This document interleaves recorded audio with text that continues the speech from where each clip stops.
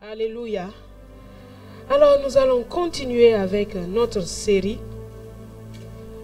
Nous sommes en train de parler depuis le début de l'année des portes de Sion, avec moi en tout cas.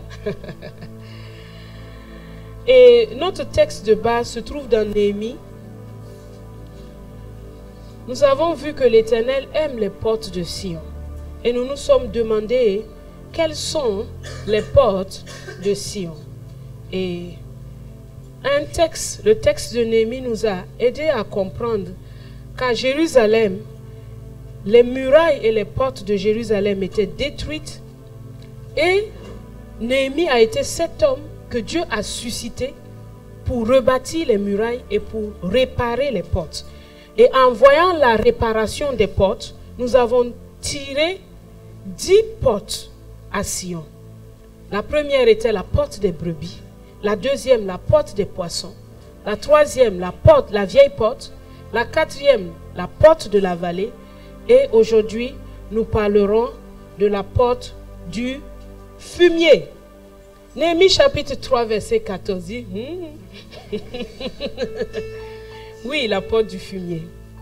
Néhémie chapitre 3 verset 14, pour que nous puissions voir d'où vient ce terme. Malkija, fils de Rekab, chef du district de Beth Akeren, répara la porte du fumier. Il la bâtit et en posa les battants, les verrous et les barres. Il la bâtit en posant les battants, les verrous et les barres. De là, nous tirons le terme la porte du fumier. Maintenant, qu'est-ce que cette porte, la porte du fumier, nous apprend de notre cité dans laquelle nous nous trouvons et aussi de notre cœur, parce que notre cœur est la demeure de Dieu, une petite Jérusalem. Et tu vas voir, est-ce que tu n'as pas besoin de réparer la porte du fumier dans ton cœur? Comme Malkija l'a fait. La porte du fumier fait référence à plusieurs choses. Mais la première chose, c'est que c'est une porte de sanctification.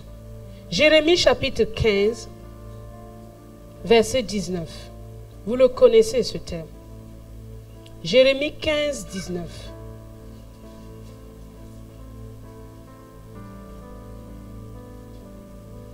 Jérémie 15, 19 dit ceci. C'est pourquoi ainsi parle l'Éternel. Si tu te rattaches à moi, je te répondrai. Et tu te tiendras devant moi. Si tu sépares ce qui est précieux de ce qui est vil, tu seras comme ma bouche. C'est à eux de revenir à toi, mais ce n'est pas à toi de retourner vers eux. Je te rendrai pour ce peuple comme une forte muraille d'airain. Ils te feront la guerre, mais ils ne te vaincront pas, car je serai avec toi pour te sauver et te délivrer. Dit l'Éternel, je te délivrerai de la main des méchants et je te sauverai de la main des violents.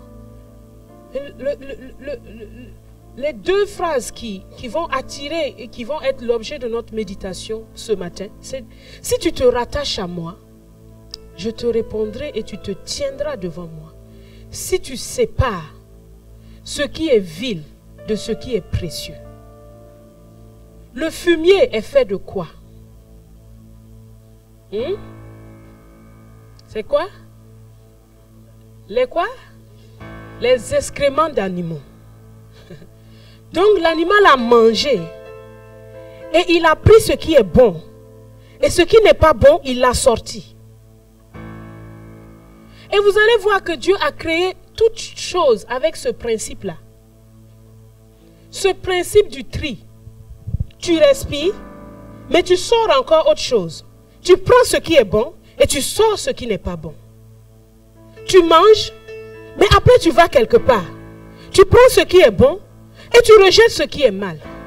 Il faut savoir aussi que ton cœur, tu dois savoir séparer ce qui est bon, ce qui est précieux de ce qui est vil. L'apôtre du fumier est en train de te dire, mon ami, tu ne peux pas mélanger les deux. Tu ne peux pas prendre de l'or pour le placer sur un vase d'argile. Non. Il faut que ce qui est précieux soit séparé de ce qui est vil.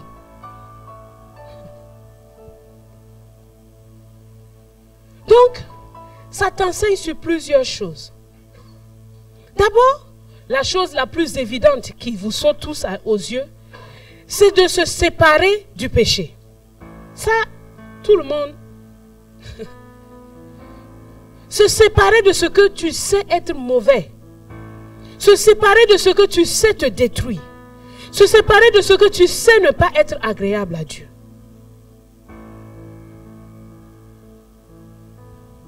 Et ça, comme les baptisés nous l'ont si bien rappelé hier en montrant qu'ils sont morts au péché. Tu dois savoir ça chaque jour. En tant que né de nouveau, tu es mort au péché. Y a-t-il un... Si quelqu'un aime l'argent, il aime l'argent. S'il voit... Vous connaissez Picsou? Vous avez déjà lu Picsou? Le gars, il aime l'argent. Il y a un autre aussi qu'on appelle l'avare de Molière. C'était une pièce théâtrale aussi. Le monsieur aime tellement l'argent qu'il s'arrête, il attrape sa propre main. Il dit, oh voleur! Quelqu'un qui vient d'attraper un voleur, après il se rend compte que c'est lui-même. Tellement il est avare. La pièce, il y a quelqu'un qui vient le réveiller avec le son des pièces d'or. Et quand il est couché là avant de se réveiller, il en manque une. Rien qu'avec le bruit, il sait qu'il y a une pièce qui manque. Un gars comme ça, il est mort. Est-ce que même si tu lui donnes des millions, il peut réagir? C'est-à-dire qu'il n'a plus la faculté d'interagir avec ça. C'est ce que Jésus est venu faire avec nous. Et c'est ce que tu dois d'abord commencer par croire. Que tu es mort au péché. Et que le péché n'a plus de pouvoir sur toi. Ce péché-là que tu dis, il est dangereux, il me fatigue. En fait, il n'est pas plus fort que toi. Mais il faut que tu arrives d'abord à te voir comme Dieu te voit. Il faut que tu te regardes toi-même comme mort au péché. Et dis ça, tu peux même pas me tenter. Parce que je ne réagis pas à ça. Donc, la séparation, les mensonges, les critiques, les calomnies, les méchancetés. Mais on peut retrouver dans la maison de Dieu des méchancetés. Oui ou non? Mais il faut que tu te sépares de ça. Quand tu vois qu'il y a de la méchanceté dans ton cœur, tu dis non, je ne veux pas de cette méchanceté, Seigneur. Je ne veux pas de ça. Il faut que ça quitte. Comme tu amènes tes déchets à la poubelle, il faut que tu sortes ça. Et quand tu es déterminé, et que c'est vraiment ce que tu veux, il n'y a rien qui peut t'en empêcher. Et parfois tu restes là, tu veux que Dieu fasse ça à ta place. La société qui vide les poubelles ne viendra jamais dans ta maison faire sortir ta poubelle. C'est à toi de la prendre et de la mettre dans la banne là-bas et eux ils vont l'amener dehors. De la même façon, le Saint-Esprit ne viendra pas faire sortir ça si tu l'aimes. Non. Il faut que tu sois déterminé. Parfois tu pries pour ça, tu as l'impression que Dieu n'entend pas. C'est comme si ça lui dit rien. Non, il veut voir, est-ce que tu es déterminé? Est-ce que tu es déterminé à atteindre cet objectif? À ne pas te contenter de là où tu es dit, c'est pas grave, je peux rester là. Non. C'est pas ce qui est vil de ce qui est précieux. De la même façon aussi, tu laisses parfois ton cœur être affecté parce que tu ne sais pas séparer. Quelqu'un te dit quelque chose, la chose t'a fait mal, tu as gardé ça. Demain, il te dit encore, tu as gardé. Si quelqu'un mange tous les jours, il mange, il ne va jamais aux toilettes. Ça va marcher? Mais pourquoi tu gobes et tu ne vas jamais aux toilettes? Tu ne vas jamais te dégager. Tu ne vas jamais dire, c'est bon. Ça reste en toi. Et ça pourrit. Ça devient de l'amertume. Ça devient de la colère. Ça devient de la haine. Ça devient de la rancœur. Et ça t'emprisonne. Fais une toilette. Il faut construire une petite toilette où tu sors ces choses-là. Où tu apprends à excuser. C'est pour ça que l'amour est important. Si tu cultives l'amour en toi, l'amour dit l'amour excuse tout. Oui, ça t'a fait mal, mais tu sais excuser par la capacité que le Saint-Esprit t'a donnée. Séparer ce qui est vil de ce qui est précieux. Ne mélange pas les théories des hommes avec la Bible. Non. Les gens font ça beaucoup. Les gens font ça beaucoup. Ils vont lire ici, ils vont lire là, et puis mélangent avec la Bible. C'est difficile. Ça conduit après dans une confusion. Parce que tu ne sais pas d'où il a sorti sa chose.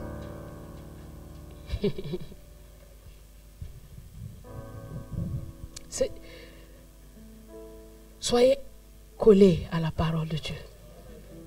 Car c'est elle qui vous sanctifie. Jésus a dit, sanctifie-les par ta vérité. Ta parole est la vérité. À chaque fois que tu plonges tes regards dans la Bible, c'est comme si tu es en train de prendre une douche. L'eau de la parole coule sur toi et elle te nettoie. Tu peux être chargé. Ce n'est pas la prière qu'il te faut. Il te faut un temps de communion. La communion, ce n'est pas seulement quand tu pries. Quand tu ouvres la Bible et que toute ton attention est focalisée sur elle. C'est Jésus, la personne de Jésus, c'est elle qui est la Bible. Elle commence à te parler. Et tu vas voir qu'il va arranger des problèmes que tu... La parole est puissante. Elle est puissante.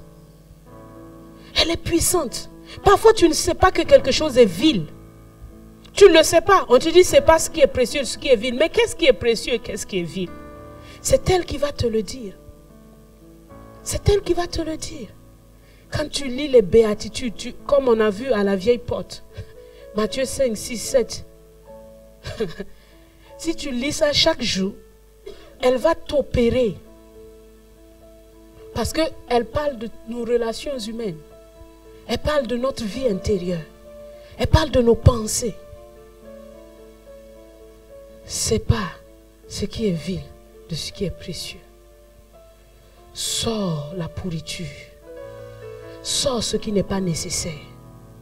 Sors ce qui n'est pas nécessaire. Parfois quelqu'un te dit quelque chose pour ton bien. Mais il a ajouté une phrase de trop. Enlève ce qui n'est pas nécessaire. Prends ce qui est nécessaire et continue. Oui ou non?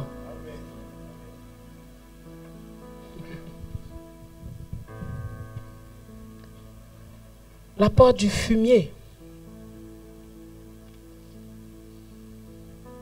nous parle aussi d'ôter les interdits dans nos cœurs. Josué chapitre 7 verset 13. Dieu a dit à Josué, quand vous allez aller à Jéricho, tout à l'intérieur m'appartient. Et Josué est parti et quelqu'un cupide a convoité, a pris. On ne touche pas à ce qui appartient à Dieu. La dîme appartient à Dieu. On ne touche pas à ça.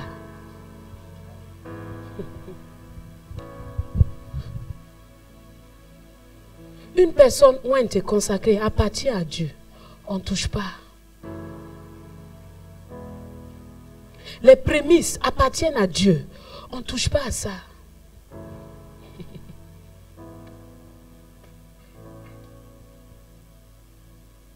Ôtez les interdits. Ôte ce que tu sais être le sujet de ta désobéissance. Ôte ça. Ne continue pas dedans. Passe par la porte du fumier. La porte du fumier nous parle encore de la porte de la force relevée. Dieu est formidable. Une même porte, mais qui a plusieurs significations. 2 Samuel, chapitre 2.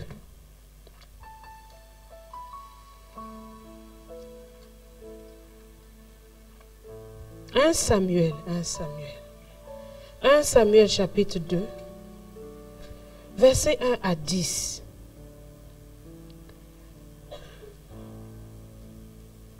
1 Samuel chapitre 2 verset 1 à 10. Anne pria et dit: mon cœur se réjouit en l'Éternel. Ma force a été relevée par l'Éternel. Ma bouche s'est ouverte contre mes ennemis. Car je me réjouis de ton secours. Nul n'est saint comme l'Éternel. Il n'y a point d'autre Dieu que toi. Il n'y a point de rocher comme notre Dieu. Ne parlez plus avec tant de hauteur, que l'arrogance ne sorte plus de votre bouche. Car l'Éternel est un Dieu qui sait tout. Et par lui sont pesées toutes les actions. L'arc des puissants est brisé. Et les faibles ont la force pour ceinture. Ceux qui étaient rassasiés se louent pour du pain. Et ceux qui étaient affamés se reposent. Même la stérile enfante 7 fois. Et celle qui avait beaucoup d'enfants est flétrie. L'Éternel fait mourir et il fait vivre. Il fait descendre au séjour des morts et il en fait remonter. L'Éternel appauvrit et il enrichit. Il abaisse et il relève. De la poussière, il retire le pauvre. Voilà le verset. Du fumier. Du fumier. Du fumier. Il relève l'indigent pour les faire asseoir avec les grands. Et il leur donne en partage un trône de gloire. Car à l'Éternel sont les colonnes de la terre. Et c'est sur elle qu'il a posé le monde. Il gardera les pas de ses bien-aimés. Mais les méchants seront anéantis dans les ténèbres. Car l'homme ne triomphera point par la force. Et les ennemis de l'Éternel trembleront. Du haut des cieux, il lancera sur eux son tonnerre. L'Éternel jugera les extrémités de la terre. Il donnera de la puissance à son roi. Il relèvera la force de son oint. La porte du fumier nous parle aussi d'une autre chose que Dieu fait. Le fumier représente les situations qui attirent le rejet dans ta vie. Les situations qui attirent la honte. Les situations qui attirent beaucoup de tristesse. Mais la Bible me dit, Anne a prié. On dit que c'est un cantique, mais on a commencé par dire que c'est une prière. Elle dit plusieurs choses. Elle dit, ma force a été relevée par l'Éternel. Après elle dit, du fumier, il relève le pauvre. Après elle dit, l'homme ne triomphera pas par la force. Et après elle dit, il relèvera la force de son oint. Notre force naturelle, là, sa force naturelle ne lui a servi de rien. Ce qu'elle avait comme atout ne lui a servi de rien. Notre force naturelle ne se trouve pas dans le fumier. Dans le fumier, tu ne peux pas trouver ta force dedans. Dans le fumier, tu trouves quoi? Ta faiblesse.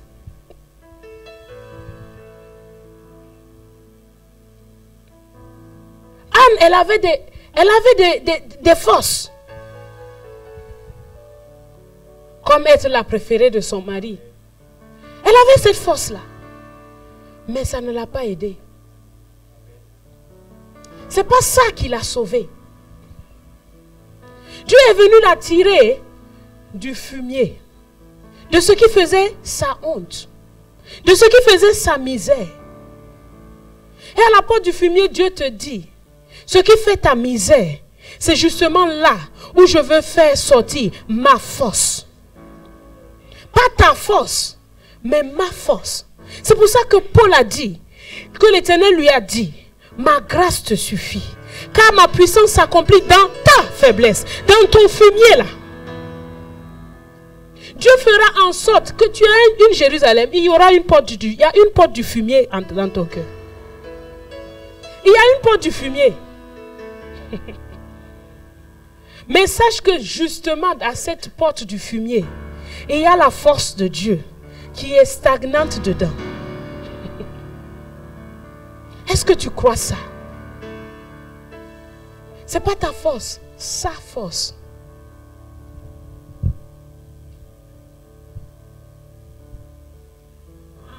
Notre force naturelle, elle se trouve dans ce qui fait notre gloire humaine. Pour certains, c'est leur argent, leur relation, leur famille, leur intelligence, leur carrière, leurs avoirs.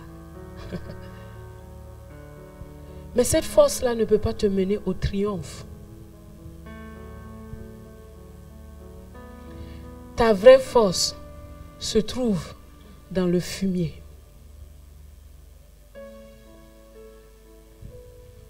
Mais c'est la force de Dieu. Et Dieu dit qu'il relève l'indigent. Il dit, du fumier, je relève l'indigent. Ça, c'est ce que Dieu aime faire. Il aime faire ça, afin que tous sachent que c'est lui qui l'a fait. Il aime aller chercher les gens dans le fumier, dans les situations où les gens disent, c'est juste pas possible. Il aime aller chercher des situations compliquées dans ta vie pour t'en faire sortir, afin que toi-même tu dises, waouh, Dieu est vivant. Il aime faire ça. Alors le fumier qui est dans ta vie, n'en aie pas honte. Car c'est le lieu de la gloire de Dieu. C'est le lieu de sa gloire. C'est le lieu d'une révélation particulière de sa force dans ta vie. C'est le lieu où il veut te montrer, mon enfant, tout ce qui faisait ta force. En fait, tu n'as pas encore tout vu. Il y a encore des domaines où je dois te surprendre. Il y a encore des domaines où j'ai une histoire à écrire avec toi. Il y a encore des domaines où je veux dire au monde entier, du fumier je relève le pauvre. Pour le faire asseoir avec des grands. Du fumier il te relève. Du fumier il vient te tirer. Du fumier il vient te relever. Il vient t'enlever. Il te nettoie. Il t'habille. Il te fait asseoir sur un trône. C'est Dieu seul qui le fait. Il l'a fait avec Anne. Il l'a fait avec Joseph. Il l'a fait avec tant et tant de personnes. Encore, il continue de le faire aujourd'hui. Tu ne seras pas exclu. Et tu ne seras pas non plus le dernier. Parce qu'après toi, il continuera encore à le faire.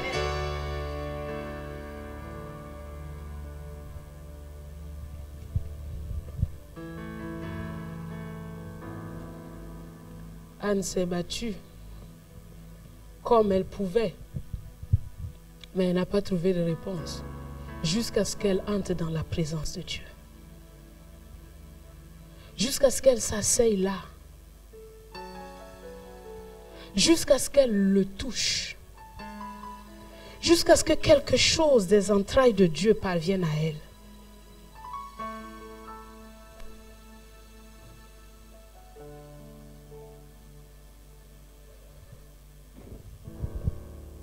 Ce qui fait ton fumier est une zone de rencontre avec le Sauveur.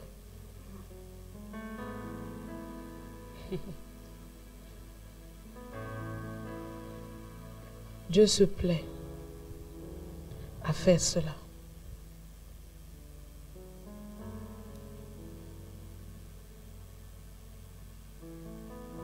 Luc chapitre 1, verset 52. Là, c'est Marie qui parle. Et elle dit encore quelque chose d'intéressant.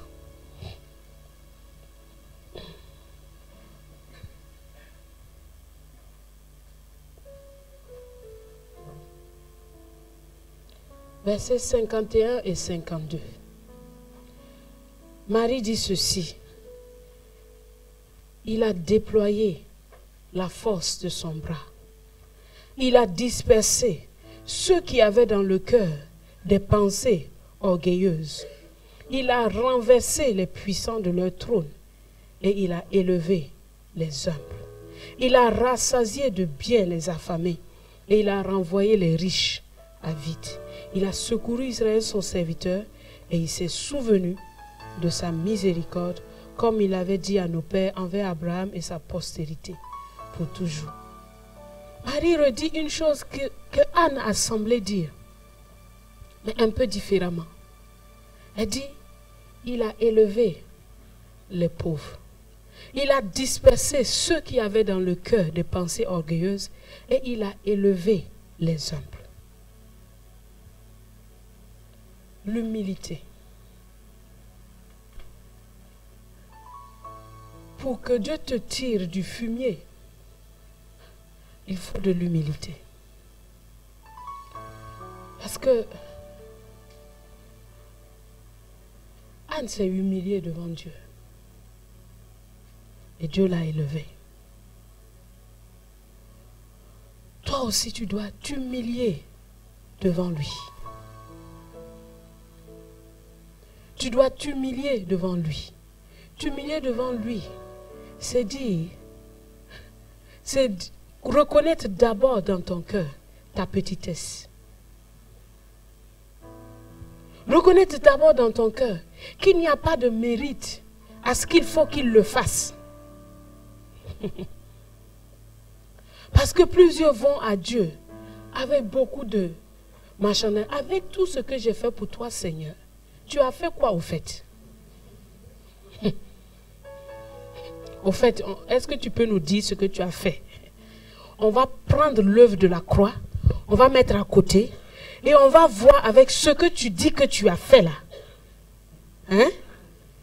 C'est quel poids? Tu ne peux pas te vanter devant Dieu ou dire à Dieu qu'il te doit quelque chose. De toute façon, tu es à lui. Oui ou non? Mais quand tu t'humilies sous sa main, reconnaissant ta pauvreté et t'attendant à lui dans toutes les instructions qu'il aura à te donner, tu verras. Il changera ton fumier en un sujet de gloire. Quand Anne est allée au temple, on ne sait pas ce qu'elle a dit à Dieu. On ne sait pas tout ce qu'elle a raconté. Mais on ne la voit pas dans un esprit de vengeance. Non. Elle n'espérait pas tous les autres fils que Dieu lui a donnés plus tard. Elle en voulait juste un seul. Mais le seul là, elle était prête à le donner.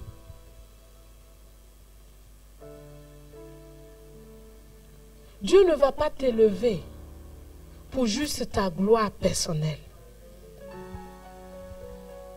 Il ne va pas te tirer du fumier juste pour ta gloire personnelle. Jamais. Juste pour tes désirs, tes pensées orgueilleuses qui sont en toi. Jamais. Il ne va pas le faire pour que tu puisses te venger. Jamais. Que ton cœur soit pur devant lui quand tu t'humilies sous sa main. Que ton cœur soit droit devant lui. Parce que tu reconnais son amour et sa compassion envers toi. Non parce que tu veux pouvoir exercer une vengeance qui est en fait de la méchanceté. Dieu a pris Joseph. Il est rentré dans un trou. Il l'a fait sortir du trou. Il l'a fait devenir esclave. Ensuite, il est allé en prison. Mais Joseph a veillé à garder un cœur pur. Jusqu'au trône. Il a pourvu aux besoins de ses frères. Et quand son père est mort, ses frères ont pensé que son désir de vengeance va s'accomplir. Il n'en avait pas. Pendant que Dieu est en train de préparer son plan, veille à ton cœur. Pour continuer à faire sortir par la porte du fumier tout ce qui n'est pas conforme à l'enseignement de Jésus. Tout ce dont on a parlé au premier point. Parce que si tu gardes ça, tu empêches, tes pensées deviennent comment? Orgueilleuses. S'il y a un désir de vengeance, ok, quand je vais prier, Dieu va me... Ah, ces gens-là, ils vont me sentir. Ils vont te sentir. Hein. Quand Dieu a senti ça, là, il dit, il ne faut pas lui donner. Mais tu sais que tu ne peux pas flatter Dieu. Il y a des gens qui disent, ah, on va dire ce que Dieu veut entendre là. Comme ça, il va faire. Il connaît déjà le... Il dit, tu me sonnes et tu me connais.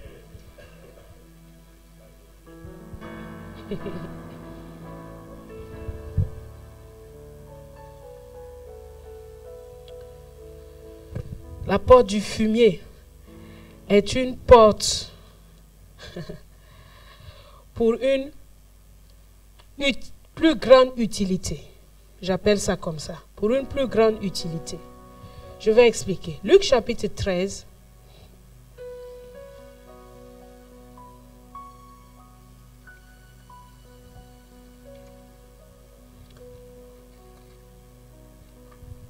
Luc chapitre 13. À partir du verset 6.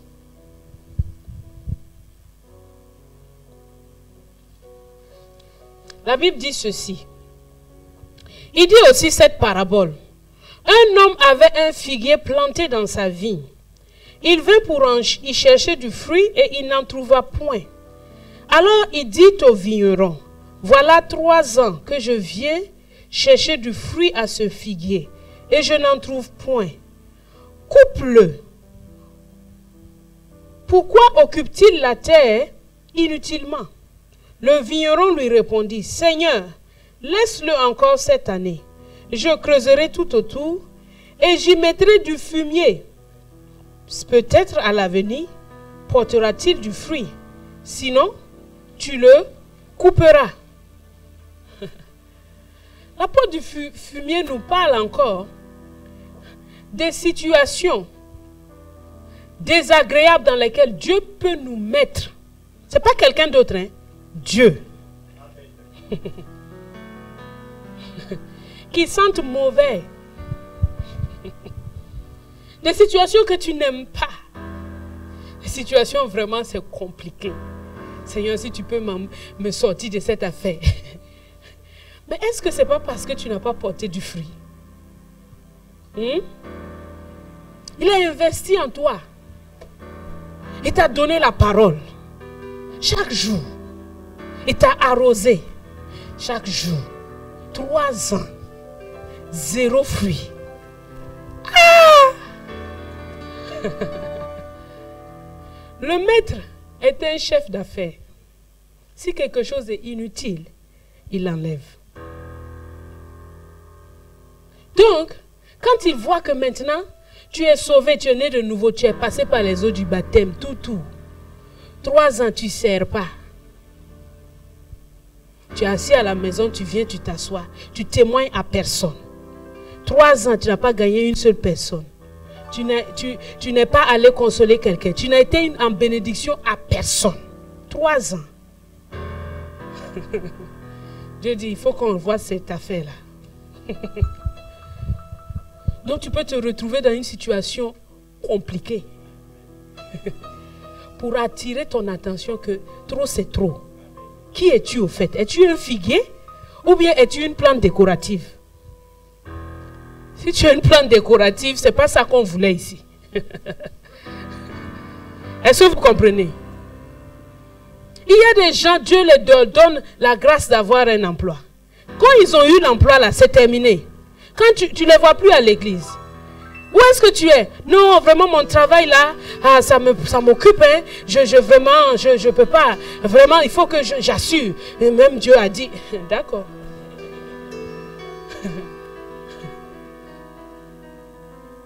Ou une femme, une vertueuse qui était bien zélée, quand elle était célibataire, dès qu'elle se marie, non, non, il faut que je fasse la cuisine à mon mari. Il faut que tu la vois plus.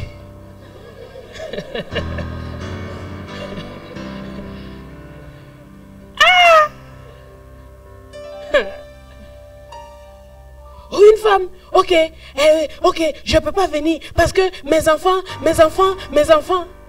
Ah, ok. Fais attention parce que le fumier va arriver. Quand ça va arriver, tu vas te souvenir de ma voix.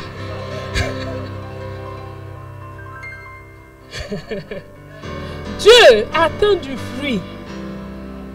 Sinon, la porte du fumier, il va mettre du fumier sur ta vie. Ça peut prendre des aspects divers.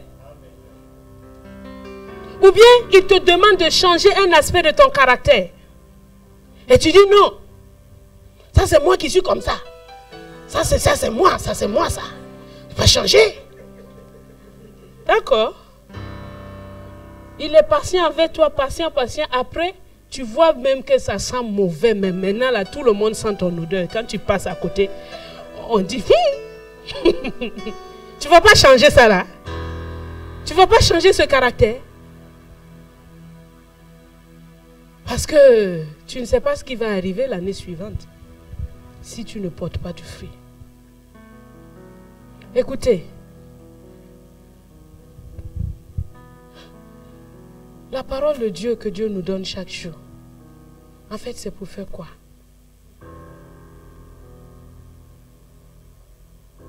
C'est pour que toute la création entière voit le genre divin. C'est pour ça. Mais tu ne la mets pas en pratique. Comment ça va fonctionner? Comment? Tu es toujours avec tes soucis et tes fardeaux. Alors que la Bible dit c'est ici le lieu du repos. Comment?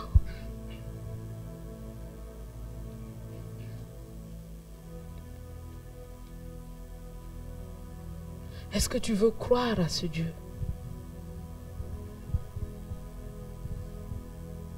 Est-ce que tu veux te séparer de ce qui est vil? Est-ce que tu veux chérir ce qui est précieux? Il y a des choses que Dieu te demande de faire. Ou il te demande d'abandonner. Ou il te demande de te séparer. Qu'est-ce que tu fais avec sa voix? Répare à la porte du fumier. Passe-y régulièrement. Enlève ce qui est vil. Ce qui n'a pas de prix. Humilie-toi sous sa main dans les situations de fumier. Et porte du fruit. Sois utile. Sois utile. Dieu attend du fruit. À la fin de cette année, assis-toi et regarde combien de personnes j'ai amenées au salut. Combien de personnes j'ai influencées dans le bon sens. Combien de nouveaux baptisés j'ai aidé à aller de l'avant. Combien de plus jeunes se sont mieux attachés au Seigneur en me regardant. Est-ce que j'ai porté du fruit pour Dieu? Si je n'ai pas porté du fruit pour Dieu, je peux m'attendre à du fumier. Oui ou non? C'est ce qu'on fait naturellement si j'ai une plante.